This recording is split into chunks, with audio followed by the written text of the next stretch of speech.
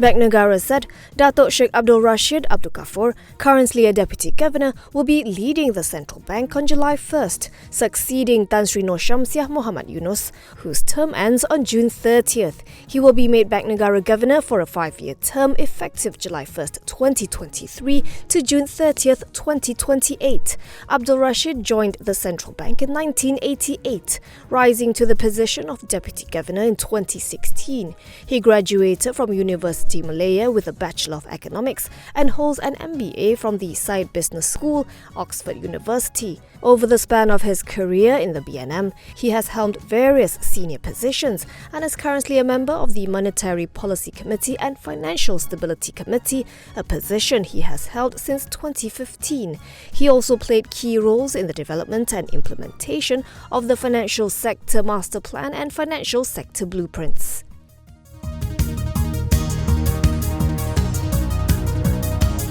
The MACC has frozen more than 39 million ringgit in bank accounts, including those belonging to a former senior minister, 2 businessmen with the title Tan Sri and their families. According to Bernama, this follows an investigation into the misappropriation of state funds amounting to 2.3 billion ringgit.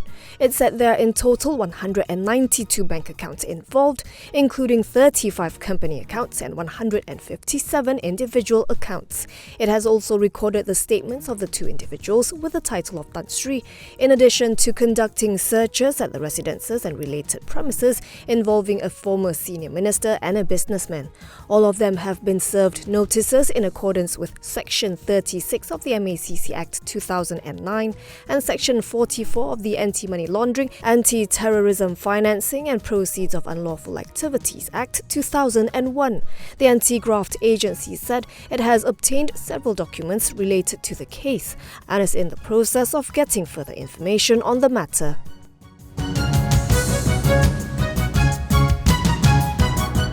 MBSB will acquire the entire equity interest in MIDF from PNB via a 1.01 billion ringgit share deal. In a bourse filing today, MBSB said the 1.01 billion purchase consideration is to be satisfied via the issuance of 1.05 billion MBSB shares, which amount to 12.78% of its enlarged share base, to PNB at an issue price of 96.52 cents per share. In turn, PNB will emerge as a substantial shareholder of the group, while EPF's stake will be diluted to 57.45% from 65.87%. The acquisition is subject to the requisite approval of MBSB shareholders, Securities Commission Malaysia and Bursa Securities.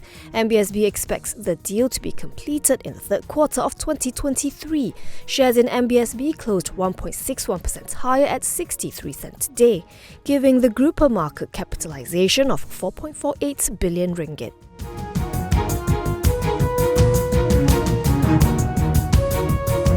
In an about turn, the government has decided to maintain the subsidies and price control mechanism for chicken and eggs, which it previously wanted to remove by the end of this month. In a joint statement, the Ministry of Agriculture and Food Security and the Ministry of Domestic Trade and Cost of Living said Prime Minister Datuk Sri Anwar Ibrahim has agreed on the ministry's proposal to continue with the subsidies given. The government has been talking about removing the subsidies for chicken and eggs in the past few months. Even as recently as yesterday, a parliamentary reply from the Ministry of Agriculture and Food Security stated that Putrajaya would be floating the prices of chicken and eggs from July 1st.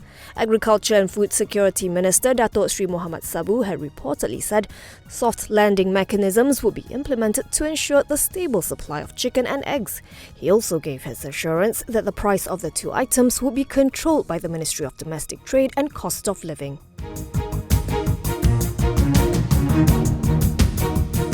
The EPF saw 25.83 billion ringgit in contributions from its members in the first quarter of 2023, its highest quarterly amount to date. That's almost 20% higher than the 21.55 billion ringgit recorded in the first quarter of 2022. Both quarterly contributions were higher than the pre-pandemic amount of 19.17 billion ringgit in the first quarter of 2019. The pension fund said it saw new member registrations of 106 16,423, bringing the total number of members to 15.79 million as at March. Of this total, 8.45 million are active members who have contributed at least once in the last 12 months. They represent 50% of Malaysia's 16.81 million strong labour force. New employer registrations also showed a strong growth of 24,281 during the period, bringing the total number of employers registered with the retirement fund to 595,730.